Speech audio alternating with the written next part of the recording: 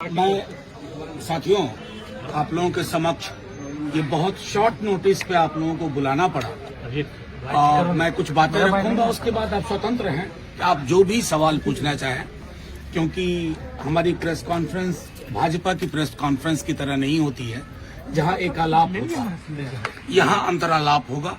तो उस दृष्टिकोण से मैं कहता हूँ अभी बीते एक हफ्ते से आप सबने देखा होगा साथियों, पूरे देश में और कोई मुद्दा नहीं था। एक मनगढ़ंत मुद्दे के आधार पर महागठबंधन की सरकार प्रतिदिन गिराई जा रही, लोगों के बीच में मतभेद मनभेद बताया करता था और एक पार्टी की अंदरूनी बदलाव को राष्ट्रीय स्तर पर ले जाकर के यूं बताया गया कि छीका टूटेगा, किसके भाग से पता नहीं। खैर उस पर सब पर विराम लगा दिया माननीय मुख्यमंत्री जी ने, निवर्तमान अध्यक्ष जदयू ने और हमारे नेता तेजस्वी जी। अब देखिए, मैं आप मीडिया के साथियों से आज हाथ जोड़ के एक विनती कर रहा हूँ। आज सुबह से चलाई जा रही है एक बात हमारे एक विधायक के संदर्भ में, उनके बयान को लेकर के मैं आपके समक्ष एक दो चीजें रख देना चाहता हूँ। हर धर्म के प्रति समभाव राजद के डीएनए में है, राष्ट्रीय जनता दल के डीएनए में। हर जाति के प्रति सम्मान हमारे डीएनए में।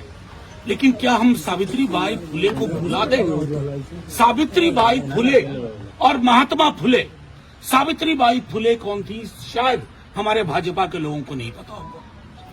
मैं जानता हूं क्योंकि उनका इंटेलेक्चुअल कैपिटल, बौद्धिक पूंजी शून्य है।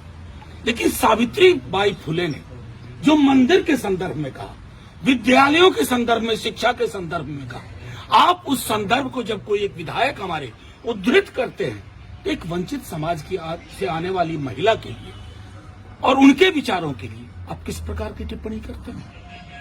मुझे हैरानी सिर्फ इस बात की है कि एक संदर्भ में चीजें थी, एक वंचित शोषित समाज को जगा रही थी, जिसे आज भी जागने की जरूरत है। अब उस बयान को मंदिर पर हमला, राजद का मंदिर पर हमला। अरे साहब, जितना कभी लालू जी से शास्त्रार्थ कर लीजिएगा, मंदिर और भगवान के बारे में जितनी जानकारी उनको है, हमारे दल के लोगों को है, शायद हमारी जानकारी बनावटी नहीं है। हम धर्म को आस्तीन पे बांध के नहीं चलते हैं, यहाँ रखते हैं। हमारे राम मर्यादा पुरुषोत्तम बापू के राम हैं। हमें हमारे राम किसी से घृणा नहीं सिखाते हैं। हम हे राम वाले राम के लोग हैं। अब भाजपा तय करे वो क्या है। मैं सिर्फ आपको ये कहना चाह रहा था, एक बयान जो एक वंचित शोषित समाज को अलग जगाने के लिए वो बयान दिया गया, और उस बयान के बाद जिस तरह की प्रतिक्रिया दी जा रही है, और मीडिया के हमारे साथियों, आप लोग कम से कम कुछ अनुसंधान कर लिया कीजिए। बड़ी मुश्किल होगी कि कबीर अगर आज आकर के हमारे बीच में कहें हन पूजे हरि मिले तो मैं पूजू पहाड़, ये तो सीधे आक्रमण है ना मूर्ति पे। कबीर ने किया ना। अब कबीर अगर पटना के जेपी गोलंबर पे आके यही बात कह दें, आप उनका भी लिंचिंग कर देंगे, बीजेपी के लोग लिंचिंग करवा देंगे। इस देश का एक बौद्धिक परंपरा रही है और उस बौद्धिक परंपरा में देवी देवता और धर्म की आलोचना भी हुई है, स्वस्थ आलोचना हुई है। मंदिर क्या है, विद्यालय क्या है, किसकी महत्ता है, वो सारी चीजें हैं। खुद हम लोगों का मानना है कि मंदिर मेरी व्यक्तिगत आस्था है, मेरे और मेरे ईश्वर के बीच का मामला है। उससे मंदिर में अगर मैं लाइन में भी खड़ा हूं, मुझे भी रोजगार चाहिए, मुझे नौकरी चाहिए, मुझे महंगाई पे काबू चाहिए, मुझे जो आय की असमानता है उस पर काबू होना चाहिए, लगाम लगनी चाहिए। उन सवालों को अगर सावित्री बाई फुले के माध्यम से कोई उद्धृत करता है, कहां का बना दिया आपने इस देश को। महासागर वाला चरित्र था इस देश का, आपने तो इसको तालाब की तरह गदला बनाने की कोशिश कर डाली। तो मैं आप लोगों से यह आग्रह करूंगा कि राजद का पक्ष स्पष्ट है, सर्वधर्म समभाव, सबके बीच में समन्वय। लेकिन मेरी आस्था मेरी व्यक्तिगत चीज है, इसका सार्वजनिक और भोंडा प्रदर्शन भगवान को भी परेशान करेगा।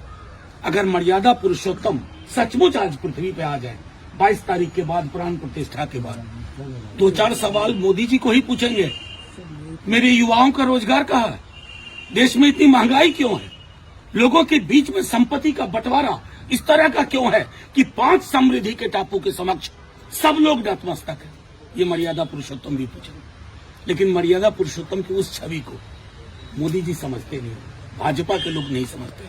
आपसे आग्रह, आप लोग संदेश को बीजेपी की ओर से उठाने से पूर्व एक बार अपने तय भी उसकी व्याख्या कर लें, उसकी परीक्षा कर लें। नहीं तो वंचित शोषित समाज के लोगों ने जो लिखा, रैदास को क्या करेंगे आप, कबीर को क्या करेंगे, सावित्रीबाई फुले का क्या करेंगे, ज्योतिबा फुले का क्या करेंगे, बाबा साहब भीमराव अंबेडकर बोल के गए एनिहिलेशन ऑफ कास्ट, जाति का विनाश, उसका हम क्या करेंगे।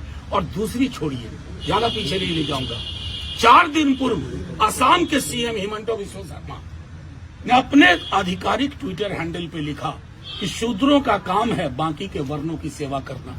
ये हिंदुस्तान है आधुनिक भारतवर्ष, संविधान से चलने वाला। मुझे दुख हुआ कि मीडिया के एक बड़े वर्ग ने उसको चलाया ही नहीं।